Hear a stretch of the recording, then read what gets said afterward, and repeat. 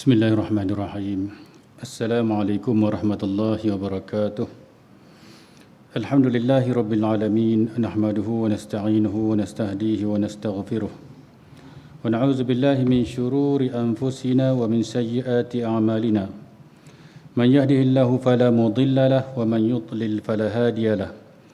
Asyhadu an la ilaha illallah wahdahu la syarika lahu wa asyhadu anna Muhammadan 'abduhu wa rasuluh. اللهم صل على سيدنا محمد عبدك ورسولك النبي الأمي وعلى آله وصحبه وبارك وسلم. سبحانك لا علم لنا إلا ما علمتنا إنك أنت العليم الحكيم. رب اشرح لي صدري ويسر لي أمري واحلل عقدة من لساني يفقه قولي. اللهم اهدنا لما اختلف فيه من الحق بإذنك إنك تهدي من تشاء إلى صراط مستقيم. أما بعد. Muslimin sidang jemaah yang dirahmati Allah sekalian, alhamdulillah malam ni kita sambung kembali pengajian kita membicarakan tentang fiqh solat jemaah ataupun pedoman imam dan makmum, dan berkaitan dengan solat jemaah secara umumnya kita telah pun selesai perbincangan tentangnya, dan insya-Allah pada malam ini kita masuk kepada perbincangan tentang solat Jumaat. Solat Jumaat. Baik. Jadi solat Jumaat adalah pecahan daripada solat jamaah, cumanya dia berbeza dari sudut hukumnya. Kalau solat jamaah menurut pendapat yang utama dalam mazhab Syafi'i, dia adalah fardu kifayah. Maknanya dalam satu perkampungan ataupun dalam satu penempatan, apabila ada sekumpulan manusia yang melakukannya, maka gugurlah dosa dan kewajipannya daripada orang-orang yang tidak hadir. Tapi solat Jumaat itu dia adalah bukan fardu kifayah, dia adalah fardu ain. Fardu ain ke atas setiap orang lelaki yang mencukupi syarat-syaratnya, yang insya-Allah akan kita sampai pada perbincangannya nanti. Baik. Maka kita bacakan apa yang disebutkan dalam kitab kita ini, solat Jumaat. Dari sudut definisi ataupun ta'rif dan kelebihan solat Jumaat itu. Asal penamaan solat Jumaat diambil daripada kata ijtima'. Ijtima' ni maknanya berkumpul. Ataupun daripada perkataan al-jam'u pun berkumpul juga. Al-jam'u ataupun ijtima' diambil daripada perkataan itu. Kerana manusia berkumpul untuk menunaikannya, atau kerana berkumpulnya kebaikan pada solat itu, atau kerana dikumpulkan umat manusia padanya, atau kerana bertemunya Adam dan Hawa pada hari itu di padang Arafah. Jadi dari sudut perkataan Jumaat kita panggil Jumaat lah. Dari sudut bahasanya ada 3 sebutan yang boleh sebut, tetapi yang lebih fasihnya ialah dalam bahasa Arab Jumu'ah. Sebab itu dalam Al-Quran ada surah Al-Jumu'ah. Dia ada sebutan di kalangan orang Arab yang menyebutkan dengan Jum'ah. Jum'ah maknanya dibariskan mim dengan baris mati. Dan ada juga dalam sebutan Juma'ah. Jadi maknanya kita bahasa Melayu kita ni Jumaat kan, Jumaat kan. Jadi memang ada dalam sudut aspek penggunaan bahasa Arab 3 sebutan itu. Tapi yang lebih fasih dan yang lebih fasihnya, yang lebih tepatnya ialah Jumu'ah. Itu dalam bahasa Arab lah. Tapi bila jadi dalam bahasa kita, kalau kita katakan Jumaat ataupun Juma'ah, itu memang ada satu wajah daripada bahasa Arab yang menyebutkannya begitu. Dia ada 3 sebutan: Jumu'ah, Jum'ah dan Juma'ah. Tapi yang lebih fasihnya ialah Jumu'ah. Itu seperti dalam surah Al-Jumu'ah. Baik. Jadi dinamakannya Jumu'ah itu, ataupun kita panggil Jumaat lah dalam bahasa kita, Jumaat lah. Dah jadi Melayu dah. Kerana daripada perkataan al-jam'u ataupun ijtima', kerana berkumpulnya manusia pada hari itu. Selain itu dipanggil juga dia Jumu'ah atau ijtima' itu, perkumpulan itu juga disebabkan oleh pada hari Jumaat itu berkumpulnya Adam dan Hawa pada hari Arafah. Nabi Adam AS dan isterinya Hawa AS, sebagaimana kita maklumi, diturunkan daripada syurga, kemudian terpisah mereka. Ada riwayat menyebutkan mereka itu ada yang seorangnya di Ceylon, ada kita di tanah India, kemudian mereka bertemu di tempat yang bernama Arafah sekarang ini. Jadi di situ mereka berkumpul, maka pertemuan itu juga pada hari Jumaat. Maka kerana itu juga dikatakan sebab di antara sebab dinamakan Jumaat kena berkumpulnya manusia dan berkumpulnya Nabi Adam dan isterinya Hawa. Baik. Hari Jumaat adalah sebaik-baik hari, semulia-mulia hari. Sebaik-baik hari yang matahari terbit padanya. Sebaik-baik hari matahari terbit padanya. Pada hari itu Allah memerdekakan 600,000 ahli neraka. Barang siapa yang mati pada hari itu, Allah tuliskan untuknya pahala orang yang mati syahid dan diselamatkan dari ujian kubur. Dalam kitab Fadail al-Awqat oleh Al-Baihaqi ada disebutkan sebuah hadis daripada Abu Lubanah bin Abdul Munzir yang diriwayatkan secara marfu'. Yaumul Jumu'ati sayyidul ayyami wa a'zamuha wa a'zamu 'indallahi min yaumil fitri wa yaumil adha. Hari Jumaat itu adalah penghulu segala hari dan hari yang teragung. Ia lebih agung di sisi Allah daripada hari raya fitrah dan hari raya adha. Itu kelebihan hari Jumaat. Ada juga hadis yang menyebutkan bahawasanya hari Jumaat itu kelebihannya kerana pada hari itulah Nabi Adam alaihissalam diciptakan. Hari itu juga, hari Jumaat juga dikeluarkan daripada syurga dan kiamat tidak akan berlaku melainkan pada hari Jumaat. Berlakunya kiamat itu pada hari Jumaat. Baik. Itu dari sudut kelebihannya. Kemudian dari sudut solat Jumaat ataupun solat Jumaat itu sendiri, maka dia difardukan semasa di Mekah lagi, semasa sebelum hijrah. Kefarduannya itu tetapi disyariatkan, tetapi dilaksanakan hanya setelah mana selepas hijrah. Hanya setelah mana selepas hijrah. Walau begitu bukanlah maknanya selepas hijrah Nabi terus, tapi sebelum itu Nabi telah pun mengajarkan kepada duta yang dihantar ke Madinah, iaitulah Mus'ab bin Umair. Dia sebagai duta orang yang nak mengajar penduduk Madinah sebelum Nabi berhijrah. Setahun sebelum Nabi berhijrah ke Madinah itu, Mus'ab bin Umair dihantar sebagai duta dan berkawan dengan seorang sahabat di Madinah yang bernama As'ad bin Zurarah. Dan As'ad bin Zurarah inilah orang yang mula mendirikan solat Jumaat di Madinah dengan perintah dan ajaran daripada Nabi sallallahu alaihi wasallam. Maknanya dari sudut disyariatkan semasa di Mekah, tetapi tidak boleh dilaksanakan di Mekah. Kenapa? Kerana di Mekah itu manusia pada ketika itu masih lagi tidak aman dan tidak boleh menzahirkan syiar. Kerana solat Jumaat ini dia nak dizahirkan, mesti kelihatan. Kelihatan itulah dinamakan sebagai syiar. Baik.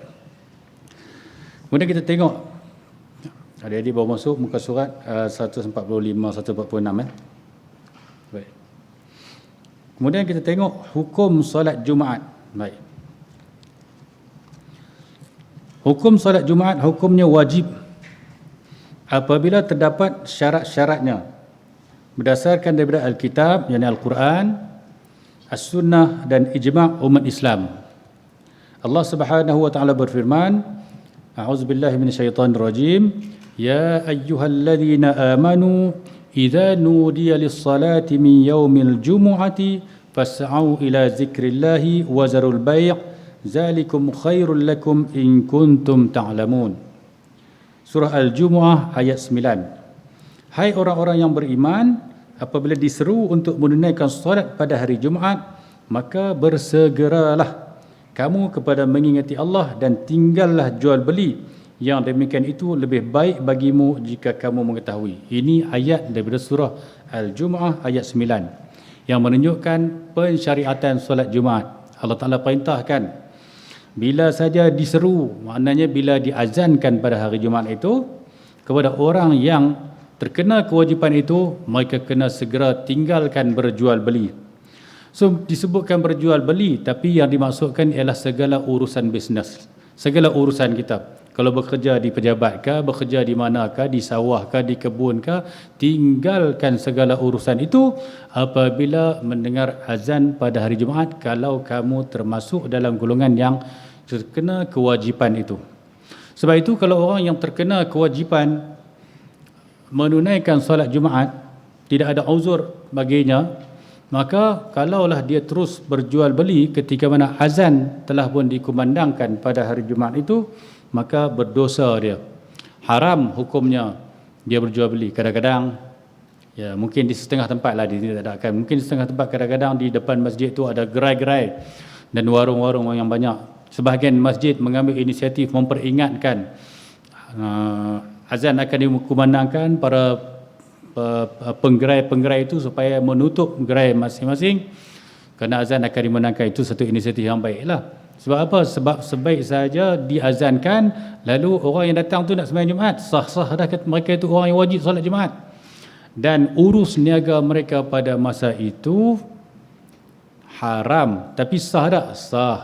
Apa maksud haram tapi sah? Kalau dia berjual beli, dia jual apa-apalah, beli makanan ke, pakaian ke, apa ke, pemilikan dia terhadap barang itu sahlah sebagai milik dia bila dia beli. Tapi perbuatannya berjual beli pada masa itu dia berdosa. Dia berdosa kerana dia tidak termasuk dalam golongan yang diberikan keuzuran. Melainkan orang yang diberikan keuzuran seperti orang musafir, orang sakit yang tidak dapat menghadiri solat Jumaat, ataupun apa-apa lagi keuzuran yang akan kita sampai nanti. Contohnya orang musafir sebagai contohnya, dia tidak wajib solat Jumaat. Jadi kalau kata dia berurus niaga pada ketika berjual beli ketika mana azan itu, jual belinya sah, tidak berdosa, tetapi elok ditinggalkanlah sebagai menghormati, sebagai menghormati. Baik. Jadi ini perintah dari surah Al-Jumu'ah ayat 9 inilah dalil yang jelas daripada Al-Quran tentang kewajipan menunaikan solat Jumaat. Rasulullah sallallahu alaihi wasallam bersabda, "Laqad hamamtu an amura rajulan yusalli bin nasi thumma uharriqa 'ala rijalin yatakhallafuna 'anil jumu'ati buyutahum." Hadis riwayat Muslim. Aku ni, kata Rasulullah SAW, aku teringin sangat, aku sangat mengingini nak suruh seseorang lelaki imamkan orang ramai. Jadi Nabi jadi imam lah masa di masjid di Madinah. Jadi Nabi menyatakan keinginannya, kalau boleh aku nak keluar, kemudian lantik seorang tolong ganti aku jadi imam, aku nak keluar dengan beberapa orang lelaki, pergi ke rumah orang yang tak datang solat Jumaat tu, aku nak bakar rumah mereka. Ada yang hadis yang menyebutkan tentang solat jamaah, ada yang berkaitan dengan solat Jumaat, yang keinginan Nabi untuk membakarnya. Tetapi jangan pula kita ambil dah hadis ni kita terus kita imam di sini pun berkeinginan juga nak bakar orang kan. Nabi berkeinginan tu ada tafsiran di kalangan para ulama. Sama juga dengan hadis Nabi yang menyebutkan Nabi berkeinginan untuk pergi bakar rumah orang yang meninggal tidak datang solat jamaah, yang ni solat Jumaat. Ada juga hadis menyebutkan tentang solat jamaah pun. Tetapi para ulama memahami, terutamanya ulama dalam mazhab Asy-Syafi'i, hanya Nabi menzahirkan keinginan dan Nabi tak buat. Kan? So Nabi tak buat. Dan sebahagian daripada ulama terutamanya dalam mazhab Syafi'i memahamkan hadis itu merujuk kepada orang yang tidak datang itu mereka ialah golongan munafik kalau kes solat jamaah, kalau kes solat jamaah. Tapi kalau merujuk kepada hadis ini solat Jumaat, dia menunjukkan solat Jumaat. Atas sebab itulah para ulama menyebutkannya sebagai satu dalil kewajipan. Kalau hadis yang merujuk kepada solat jamaah, Nabi juga ada sebut dalam hadis yang berkaitan dengan solat jamaah, Nabi berkeinginan nak pergi bakar juga. Kalau Nabi berkeinginan pergi bakar, maka itulah sebahagian daripada ulama seperti Abu Saur, Imam Ahmad bin Hanbal yang mengatakan dia fardu ain solat jamaah itu, tetapi bukan syarat untuk sahnya solat kalau jamaah, bukan Jumaat. Kerana mereka juga pandu kepada satu hadis Nabi yang Nabi teringin nak pergi bakar rumah orang yang tak datang solat jamaah. Tapi oleh fuqaha Asy-Syafi'i mereka mengatakan fardu kifayah solat jamaah, solat jamaah. Walaupun ada hadis yang menyebutkan Nabi keinginan untuk bakar, tetapi mereka menjawab ada dua. Satu, Nabi ingin saja, Nabi tak bakar pun. Tetapi, dan yang keduanya, hadis itu yang berkaitan dengan jamaah merujuk kepada orang-orang munafik, kerana disokong dalam hadis Ibnu Mas'ud yang menyebutkan bahwasanya di zaman kami, kata Ibnu Mas'ud, tidak ada pun yang takhalluf, yang meninggalkan solat jamaah itu, kecuali orang tu sah-sah munafik di zaman Nabi sallallahu alaihi wasallam. Orang tu memang dikenal kemunafikannya, kan, itu yang disebutkan dalam hadis Ibnu Mas'ud radhiyallahu anhu. Baik. Jadi dalam hadis tentang solat Jumaat pun ada juga menyatakan keinginan Nabi untuk membakarnya, maka dijadikan dalil bahawasanya solat Jumaat itu selain daripada ayat Al-Quran dah jelas menyebutkan, maka ini dalil sokongan hadis menyebutkan tentang wajibnya solat Jumaat itu. Dalam satu riwayat yang lain, baginda sallallahu alaihi wasallam menyebutkan, la yantahiyanna aqwamun an wad'ihimul jumu'at aw la yakhtimanna Allahu ala qulubihim thumma la yakununna minal ghafilin. Hendaklah kaum-kaum yang meninggalkan Jumaat menghentikan perbuatan itu. Ini ancaman daripada Nabi SAW. Atau Allah akan memeteraikan di atas hati-hati mereka, nanti hati mereka akan dicop, maknanya hati mati hati. Kemudian pasti mereka akan termasuk dalam kalangan orang-orang yang lalai. Ini ancaman. Kalau kita kerap sangat tinggal Jumaat, nanti hati jadi berkarat, hati jadi mati, termasuk dalam kalangan orang yang lalai. Orang yang lalai ni orang yang tidak lagi mengingati Allah Subhanahu wa taala. Baik. Kemudian ada hadis yang lain lagi, baginda sallallahu alaihi wasallam bersabda, "Man taraka salasa jum'in tahawunan biha taba'allahu ala qalbih." Sesiapa yang meninggalkan 3 kali Jumaat, 3 kali solat Jumaat tanpa ada uzur, tahawunan biha, kerana meringan-ringankannya, maka Allah Ta'ala memeterikan di atas hatinya. Maknanya meteri itu, hatinya dia jadi mati, termasuk dia dari golongan orang yang lalai dan orang yang tidak lagi mengikuti Allah Subhanahu wa taala. Ini ancaman besar oleh Nabi sallallahu alaihi wasallam. Baik. Itu berkaitan dengan hukum. Jadi maknanya ia adalah satu kewajipan fardu ain ke atas setiap individu mukmin, lelaki lah, di kalangan lelaki kena ada pengecualiannya, di kalangan wanita, kanak-kanak, hamba abdi, musafir, itu ada pengecualiannya. Yang ni kepada orang lelaki. Walaupun begitu, kalau orang perempuan datang nak solat Jumaat, dia solat Jumaat, maka sah solat Jumaatnya, maka dia tak kena lagi nak buat solat zuhur. Baik. Kemudian kita masuk tajuk seterusnya, syarat untuk wajib Jumaat. Terdapat 7 syarat wajibnya solat Jumaat. Terdapat 7 syarat wajibnya solat Jumaat, iaitu yang pertama, Islam. Seperti mana syarat-syarat yang lain lah. Syarat apa pun nak buat ibadat ni adalah Islam lah. Jadi Islam ini adalah syarat untuk nak wajibnya sesuatu ibadat itu. Jadi kalau seorang itu tidak Islam, tak sah. Tetapi bukan tidak dipertanggungjawabkan. Orang kafir juga akan dipertanggungjawabkan di akhirat nanti kerana meninggalkan Jumaat, kerana meninggalkan apa juga ibadat-ibadat diperintahkan kepada orang Islam, mereka akan dipertanggungjawabkan dan kena tanggung juga dosa itu. Dia tanggung dosa kafirnya, dia tanggung habis dosa-dosa tak semayang, dosa tak puasa, dosa tak haji. Di dunia dia tidak dikenakan perintah itu kerana syarat dia adalah dia kena masuk Islam. Tapi di akhirat nanti dia tanggung juga dosa-dosa itu, ya. Baik. Yang kedua, merdeka. Solat Jumaat tidak wajib ke atas orang yang hamba, yang menjadi hamba. Okey, tak apalah, di zaman kita ni tak ada hamba lagi. Kemudian yang ketiga, baligh. Solat Jumaat tidak wajib ke atas kanak-kanak walaupun yang sudah memayyiz. Oleh kerana itu, kalaulah satu tempat itu ada 40 orang, cukup-cukup di kalangan 40 itu pula ada kanak-kanak yang tidak baligh walaupun dah memayyiz, maka tidak sah Jumaat itu, kerana dalam mazhab Asy-Syafi'i dia mesti 40 orang. 40 orang. Dan 40 orang itu pula 40 orang yang mustautin, yang nanti akan kita jumpa. Dia berbeza dengan orang yang bermukim. Orang yang bermukim, orang yang duduk di satu tempat, dia tak cadang nak duduk sampai mati di situ. Dia duduk sementara sahaja.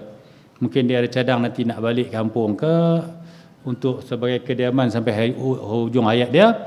Tapi duduk di sini, di Selayang ni, dia bukan bercadang nak duduk terus di Selayang ni. Sementara nak pencen, maka orang tu pun dikira sebagai masih lagi bermukim.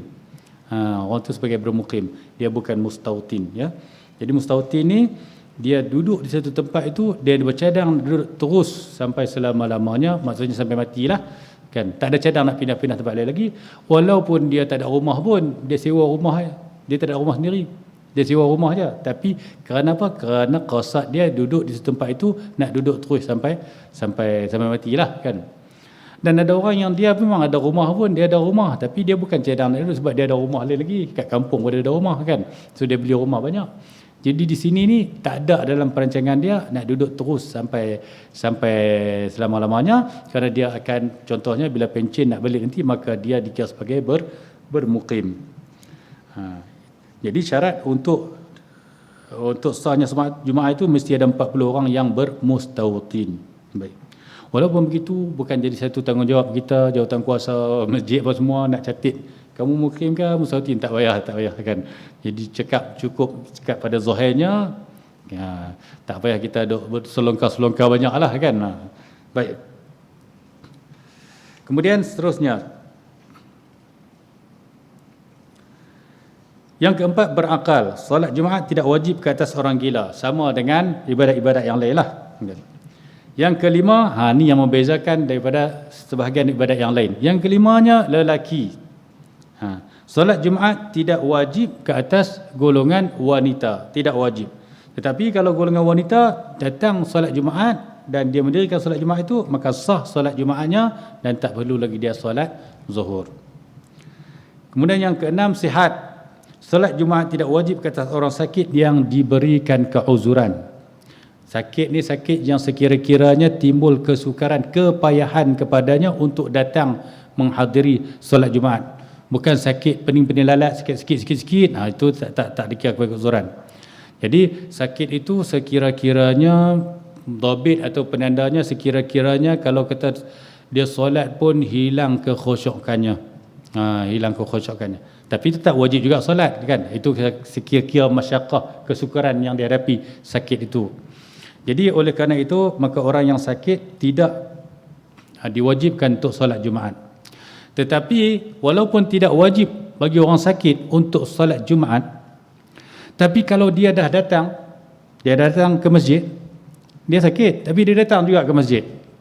So bila dia datang dah ke masjid, kemudian azan, dah dia azan, haram kepadanya patah balik. Dia tak boleh patah balik lagi dah. Pasal walaupun dia sakit, tetapi dia datang juga.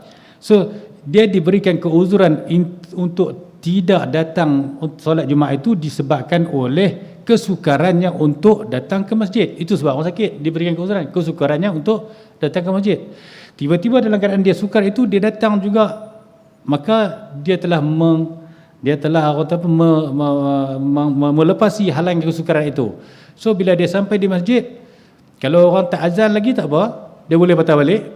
Tapi kalau dia sampai masjid, tiba-tiba dah azan dah, maka dia tak boleh lagi patah balik. Haram dia patah balik. Sebab itu jangan datang dari awal kalau kita sakit, kan. Itu yang pertama.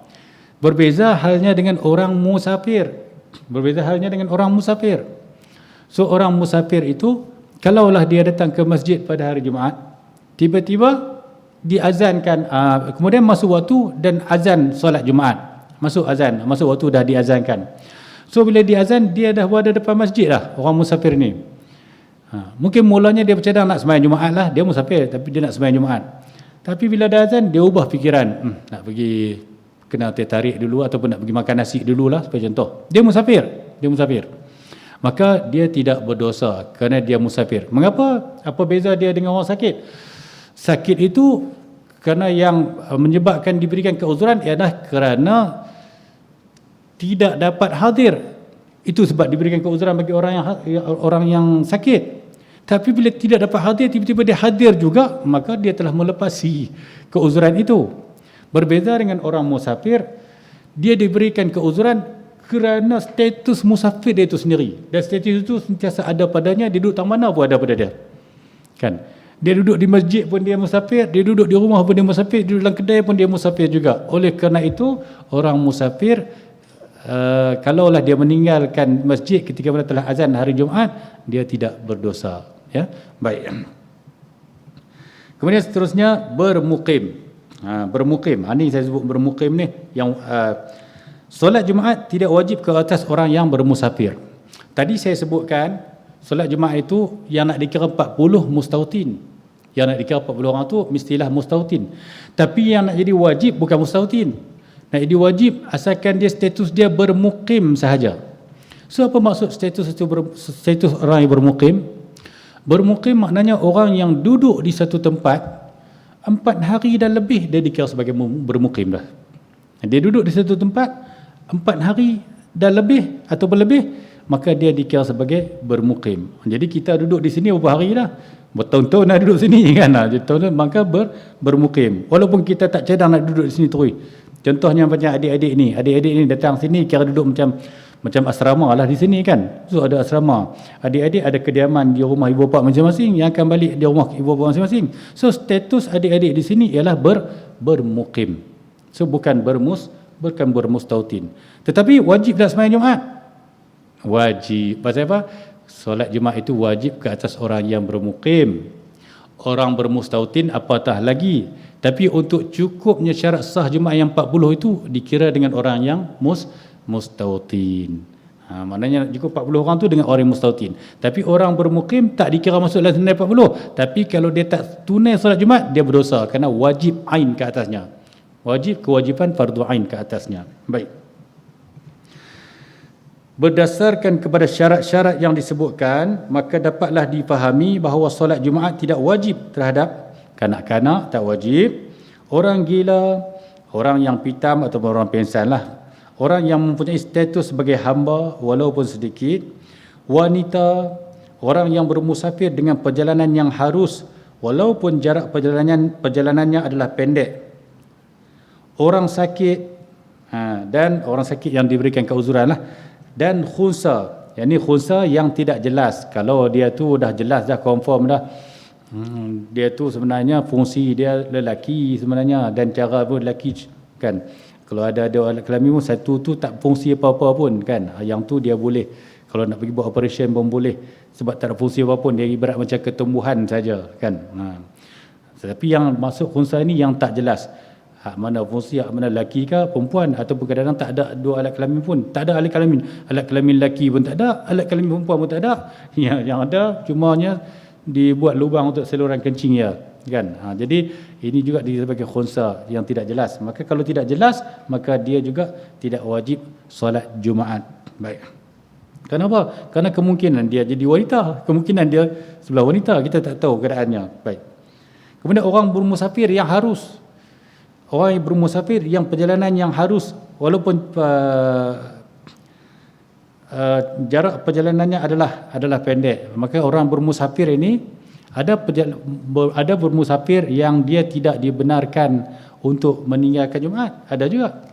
Dia musafir tapi tak dibenarkan untuk meninggalkan Jumaat. Contoh, orang yang bermusafir pada hari Jumaat selepas daripada masuk waktu subuh.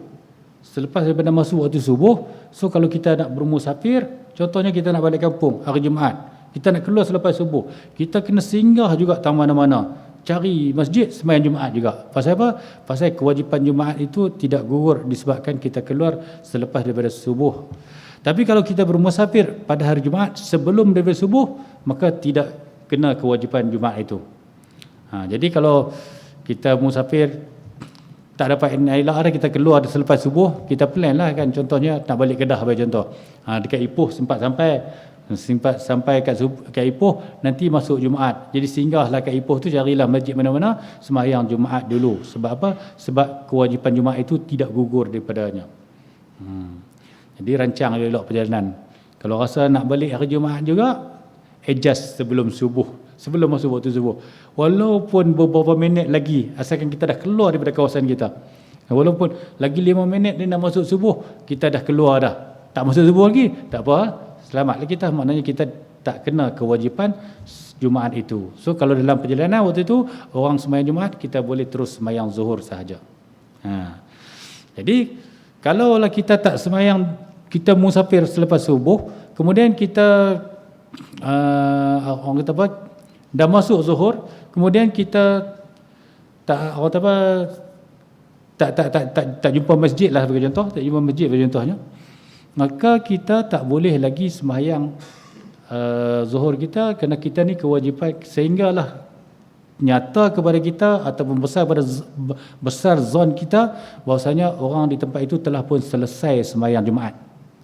Dah selesai dah sembahyang Jumaat. Yang tu kita semua maklum kan. Kita temuannya generasi lama-lama dulu kita dah maklum dah. Kalau orang tak pergi sembahyang Jumaat, dia tak akan sembahyang Zuhur, melainkan orang dah habis Jumaat baru dia sembahyang Zuhur. Cumanya kadang-kadang sebahagian orang dia salah faham. Sedangkan muslimat pun kadang-kadang dia ikut macam tu juga. Tak, muslimat tak kena macam tu. Kan ada setengah muslimat dia pun dia faham macam tu juga. Dia kata orang tak habis lagi sembahyang Jumaat, dia tak boleh sembahyang Zuhur dah. Muslimat tak wajib sembahyang Jumaat, oleh kerana itu dia tak perlu tunggu orang habis sembahyang Jumaat. Bila masuk Zuhur saja dia boleh terus sembahyang Zuhur. Sebab apa? Sebab sembahyang Jumaat itu tak wajib kat dia. Sama juga dengan orang yang uzur, muslimin sekalipun, lelaki sekalipun, kalau dia itu uzur yang tak boleh pergi sembahyang Jumaat, dia sakit, bagi contoh sakit yang diberikan keuzuran, maka kalau dah masuk waktu Zuhur, dia duduk di rumah, dia sembahyang Zuhur walaupun orang tak balik lagi sembahyang Jumaat, sah. Sebab apa? Sebab dia tak masuk dalam ahli Jumaat. Sebab dia tak masuk dalam ahli yang wajib sembahyang Jumaat. Sebab itulah adanya teka-teki fiqah. Ada teka-teki fiqah yang disebutkan oleh ulama dalam kitab fiqah kan. Salla wa ma nawa, nawa wa ma salla kan. Ada orang semayang tapi tak niat, ada orang niat tapi tak semayang. Kan. Ada orang semayang tapi tak niat, ada orang niat tapi tak semayang. Apa dia tu? Mungkin ustaz pernah sebut kan, lupa, cuba balik. Ini teka-teki fiqah. Teka-teki fiqah. Orang semayang tapi tak niat, iaitulah seorang yang dia sembahyang Zuhur tapi dia niat sembahyang Jumaat. Dia niat sembahyang Jumaat. Ingat lagi tak dia nak? Iaitulah orang yang apabila dia sampai hari Jumaat tu, dia masuk masjid, kemudian dia tak sempat pun dapat satu rakaat. Dia tak sempat dapat satu rakaat. Contohnya dia sampai-sampai imam ataupun orang yang sembahyang Jumaat itu telah pun berada pada rakaat yang kedua, dah lepas rokok dah pun. So dah lepas rokok dah pun. Dia tak sempat rokok pada rakaat yang kedua tu untuk dapat satu rakaat. Dia sampai-sampai contoh kata dia sampai-sampai imam dah duduk tahiyat dah. Dia baca tahiyat dah solat Jumaat. Dia pun Allahu Akbar, dia pun duduklah kan. Masa dia sampai tu, tahulah dia bahawasanya dia tak dapat sembahyang Jumaat tu. Mengapa tak dapat sembahyang Jumaat tu? Sebab sekurang-kurang syarat untuk dapat sembahyang Jumaat, mestilah seorang tu dapat sekurang-kurang satu rakaat. Mesti dapat satu rakaat. Kalau tak dapat satu rakaat, tak dapat Jumaat itu. So dia datang tengok imam dah duduk tahiyat akhirah, maka confirm dia tak dapat Jumaat itu. Walaupun dia tak dapat Jumaat itu, tetapi dia tetap kena niat sembahyang Jumaat. Pasal apa pula? Pasal apa dia niat kena sembahyang? Sebab semasa sembahyang Jumaat itu belum lagi selesai. Semasa sembahyang Jumaat itu belum lagi selesai. Imam tak bagi salam lagi. Dia adalah ahli yang wajib sembahyang Jumaat. Kan? Dia adalah ahli yang wajib sembahyang Jumaat. Cumanya kalau dia sembahyang pun tak jadi Jumaat. Dia kena bangun tambah 4 rakaat. Jadikan dia sebagai Zuhur. Tetapi nak niat apa? Adakah dia niat Zuhur? Dia tak boleh niat Zuhur lagi. Dia tak boleh niat Zuhur lagi. Sebab apa? Sebab sembahyang Jumaat tak selesai lagi. Dan dia tak boleh juga tunggu bagi sembahyang Jumaat itu selesai, kemudian dia terus sembahyang Zuhur. Tak boleh juga. Sebab apa? Sebab dia masih lagi ahli Jumaat pada ketika itu. Oleh kerana itu dia kena masuk juga dengan niat sembahyang Jumaat, dengan niat sembahyang Jumaat. Tetapi bila bagi salam nanti, mau bagi salam, dia bangun buat 4 rakaat jadikan zuhur, dan tak perlulah dia niat zuhur balik, automatik jadi zuhur. Itu teka-teki fiqh. Salat wa ma nawa. Dia semayang tapi dia tak niat. Apa dia? Dia semayang zuhur, dia tak niat pun zuhur. Dia niat semayang Jumaat, ya. Baik. Itu bagi kes kita bincang tadi musafir yang harus tadi kita bincangkan keluar sebelum subuh, ya. Baik. Kemudian seterusnya adalah wajib menyuruh kanak-kanak menunaikan solat Jumaat sebagaimana wajibnya menyuruh mereka melakukan solat-solat fardu yang lain. Bagi orang sakit yang berupaya menghadirinya, maka ia disunatkan menghadirinya. Nabi ajar kita supaya menyuruh anak itu solat ketika umur 7 tahun dan pukul apabila umur 10 tahun pukul kalau mereka enggan. Baik. Kemudian kadang-kadang kita tersalah faham, kita itu perintah supaya solat fardu saja. Sebenarnya kita wajib bagi ibu bapa ataupun penjaga kepada anak-anak itu wajib bukan sekat menyuruh solat, menyuruh semua yang wajib kepada kita. Wajib. Puasa wajib tak? Puasa wajib bagi kita, maka kita wajib juga suruh. Wajib suruh, kan? Wajib suruh. Tapi kalau dia puasa tak larat, tak apa. Tapi wajib suruh dulu. Tak berdosa lah. Kalau semayang Jumaat pun begitu juga. Kita wajib suruh. Wajib suruh, mana wajib kita mengajar dia, menyuruh dia, mengajak dia. Tapi kalau kita buat tak tahu saja, maka kita berdosa kerana tidak menjalankan tanggungjawab menyuruh itu. Kerana tidak menjalankan tanggungjawab menyuruh itu, ya. Baik. Kemudian kalau kata dia tak nak datang ke tak datang ke, itu tak apalah, tertunai kewajipan kita menyuruh. Sebab itulah ada pasal seterusnya, kalau umur 10 tahun kalau tak mau juga, barulah kita rotan dia. Jadi wajib suruh tu suruh dulu, kan. Apa saja kewajipan agama ini, bukan saja solat fardu, solat Jumaat pun ibu bapa ataupun penjaga kepada anak-anak wajib menyuruh mereka melakukannya. Bagi orang sakit yang berupaya menghadirinya, maka ia disunatkan menghadirinya. Ada orang sakit yang dia uzur dan diberikan keuzuran, tetapi boleh datang. Contohnya orang papa dia, orang bawa dia naik kereta. Kalau boleh, walaupun dia uzur, disunatkan dia menghadirinya. Sesunat perbuatan hadir itu, so bila dia datang tunaikan Jumaat itu, tertunailah kewajipan, ya. Baik. Tanda sakit yang mengharuskannya untuk meninggalkan Jumaat ialah sekiranya dengan menghadiri solat Jumaat akan menyebabkan ia ditimpa kesulitan. Seperti kesulitan berjalan di dalam hujan dan seumpamanya, iaitu keuzuran-keuzuran yang diberikan untuk meninggalkan solat jamaah.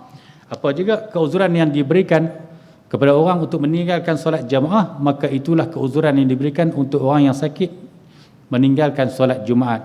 Sama macam orang kalau kata solat jamaah, kalau kita hujan lebat sehingga akan basah kain baju kita, kemudian tidak ada tidak ada tutupan laluan kita tu, tidak ada bumbung laluan kita untuk datang tu. Tapi kalau laluan kita dengan masjid, rumah tu ada koridor, ada bumbung pula, yang tu tidak ada keuzurannya. Tapi kalau laluan kita tidak ada bumbung apa, maka kita datang dengan sebab basah, maka kita diberikan keuzuran. Itu bagi orang yang diberikan keuzuran untuk meninggalkan solat jamaah dan juga Jumaat. Dan begitu juga kalau orang sakit, keuzurannya macam mana? Kiaskan begitu je. Terganggu disebabkan oleh basah dan dia terganggu disebabkan oleh sakit. Pada uruf, pada adatnya dia tak tertanggung. Jadi setengah ulama mendhabitkan sakit itu kira-kiranya kalau dia nak tumpu kepada solat pun dah hilang dah perhatian. Kekhusyukannya tu hilang. Ya. Itu senang dhabit dia. Tapi kalau kata dia boleh juga datang walaupun dengan kesukaran itu, maka disunatkan dia datang.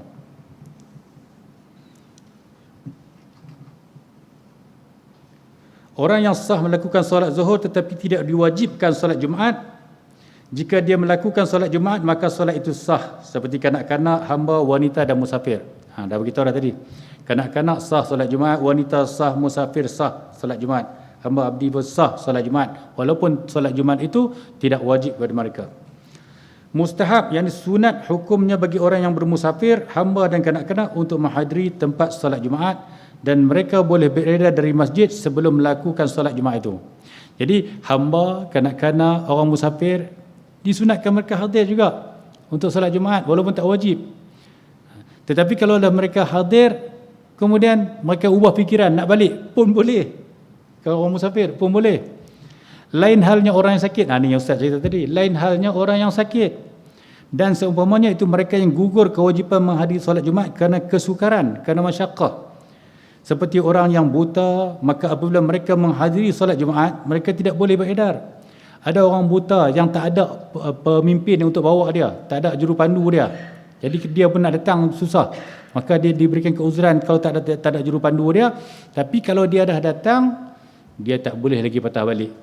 Kalau dah azan lah, kan sama juga dengan orang sakit. Dia datang, tak boleh lagi patah balik. Sebab keuzuran kepada mereka itu ialah diberikan kerana kesukaran mereka untuk datang. Sebab itu diberikan keuzuran.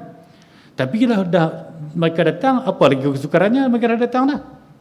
Itu berbeza dengan orang musafir. Orang musafir diberikan keuzuran bukan kerana kesukaran untuk datang. Kerana musafir itu sendiri, status musafir dia sendiri. Dan status musafir itu sentiasa ada padanya, tak berenggang sekalipun, dia ada di mana-mana pun.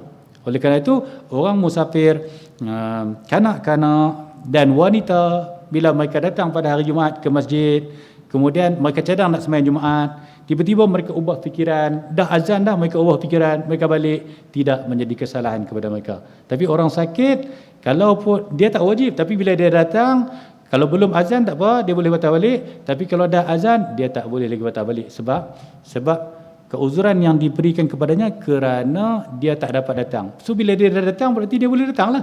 Ya? Baik. Sekiranya waktu telah masuk ketika mereka belum beredar itu, namun jadi mereka tidak boleh beredar kecuali setelah menunaikannya. Yang ini sekiranya waktu telah masuk. Kalau waktu telah masuk lah. Namun jika dengan menanti untuk menaikkan solat Jumaat akan menambahkan kemudaratan yang terpaksa ditanggungnya, maka haruslah dia beredar sebelum menaikkannya. Tapi lain halnya kalau dia sakit itu, dia datang, tiba-tiba sakit itu semakin bertambah. Sakit itu semakin bertambah. Tadi dia datang ni dia rasa-rasa boleh tanggung kan. Tapi bila sampai di masjid, tiba-tiba rasa makin bertambah lah, tak jaya pula. Kan? Kalau dalam kes itu ada pengecualiannya. Maka kalau kita azan pun, dia boleh balik kalau sakit itu semakin bertambah dan semakin memudaratkan dia. Jadi sampai sekian itu dulu perbincangan kita untuk malam ini, insya-Allah. Dah masuk waktu kan? Ya.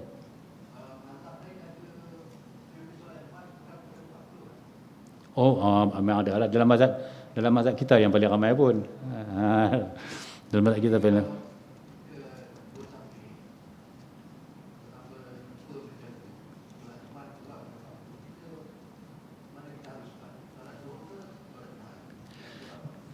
Kalau kita bermusafir, kalau kita tak bertaklid kepada mazhab lain, kita ni dengan mazhab Syafi'i kita, maka kalau kita masih bertaklid kepada mazhab Syafi'i, kemudian kita tengok orang sembahyang 3 orang seperti dalam Hanafi sebagai contoh, dalam Maliki tak salah saya 12 orang kan. Jadi kita dah musafir, buat sembahyang zuhur lah, kita musafir sembahyang zuhur. Kalau kita nak ikut dia orang juga, kita kena berarti kita taklid mazhab lain kan. Jadi nak taklid mazhab lain ni, kita kena ada sedikit pengetahuan, kena adalah pengetahuan ataupun apa-apa perkara lah berkaitan dengan taklid mazhab lah. Seelok-eloknya dalam keadaan itu, untuk lebih cermat pada agama kita tak diwajibkan pun sebab kita musafir, maka kita buat sembahyang zuhur. Tapi kalau kita nak buat juga sembahyang Jumaat atas kita nak bertaklid kepada mazhab mereka, tidaklah menjadi kesalahan, ya. Baik, sampai sekat itu ya dulu. Dah masuk waktu kan? Boleh azan lah, boleh azan kan dia? Sempat lagi azan kan? Lama dah masuk tu? Dah. Saya sini tak dengar. Apa dia? Oh, ya ke? Boleh azan lah. Okay, azan lah. Azan bila kita tutup mas?